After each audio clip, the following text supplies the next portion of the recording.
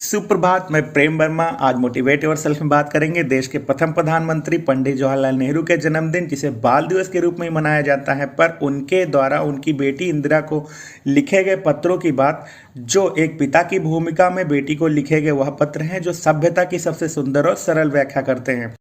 इन पत्रों के संग्रह letter from father to his daughter नाम से पुस्तक में छपे। बाद में इसे कथा सम्राट प्रेमचंद ने हिंदी में अनुवाद किया।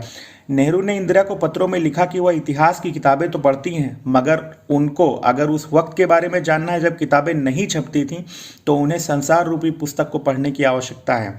उन्होंने खत में लिखा कि तुम इतिहास की किताबों को पढ़ सकती हो, लेकिन पुराने ज़माने में तो आदमी पैदा ही नहीं हुआ था, किताबें कौन लिखता था?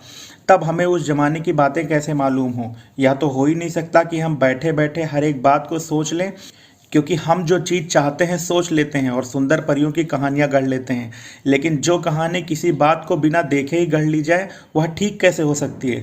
लेकिन खुशी की बात है कि उस ज़माने की लिखी हुई किताबें ना होने पर भी कुछ ऐसी चीज़ें हैं जिनसे हम उतनी ही बातें मालूम कर सकते हैं जितनी किसी किताब से होती हैं।